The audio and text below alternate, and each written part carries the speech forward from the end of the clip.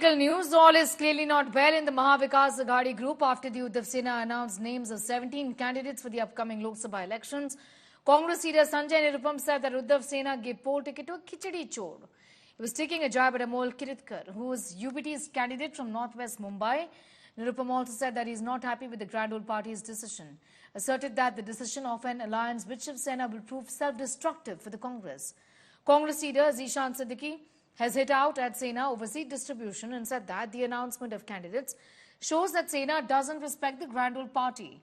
Reacting to this, Uddhav Sena said that Nirupam isn't happy with the decision, then he can go to the BJP camp. Raut claimed that they will be fighting Lok Sabha polls on 22 seats, Congress on 16, NCP on 10 seats.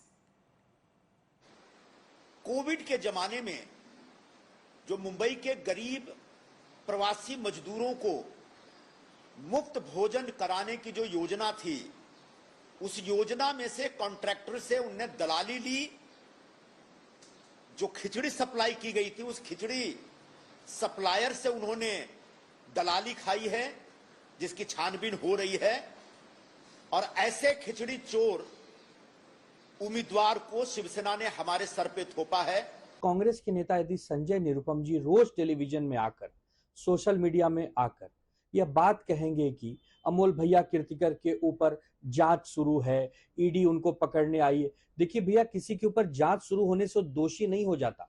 आपके ऊपर अन्याय हो रहा है, यदि आपको ticket नहीं मिल रहा है तो आप कांग्रेस पार्टी से जाकर कहिए, आप कांग्रेस पार्टी पर दबाव बनाइए, न कि टेलीविजन में आकर आप दबाव बनाते हैं। और आप तो बार बार कह रहे हैं कि 7 दिन के अंदर मैं अपने विकल्प ओपन रखा हूं। इसका मतलब आपकी किसी और दल से बातचीत चल रही है। शिवसेना उद्धवजींच्या शिवसेनेने यादी जाहीर केलेली आहे।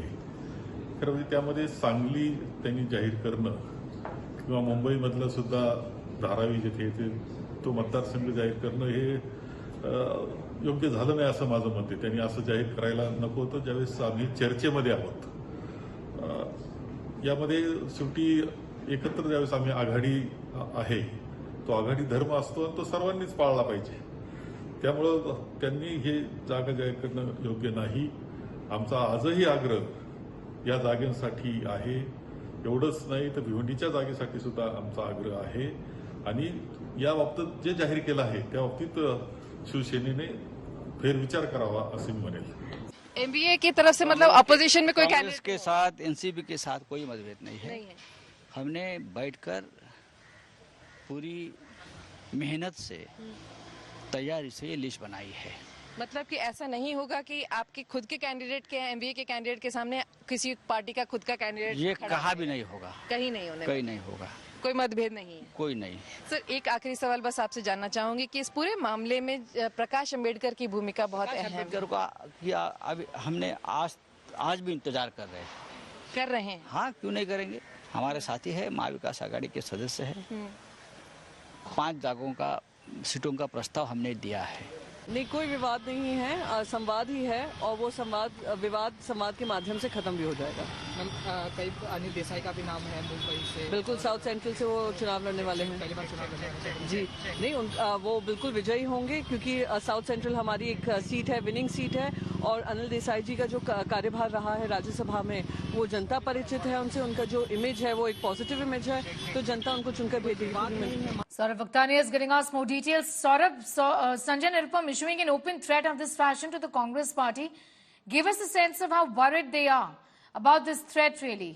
Given that he is disappointed over ticket distribution, how are they going to now placate him? Or are they even planning to placate him?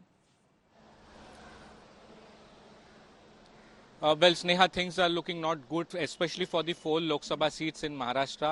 1 seat has now increased because right now I am outside the NCP office, Sharad Pawar party.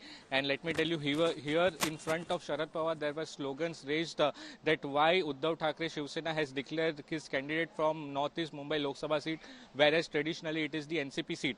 What has happened here is right now that initially, Sneha, there were been said by the MVA leaders that there will be a joint press conference.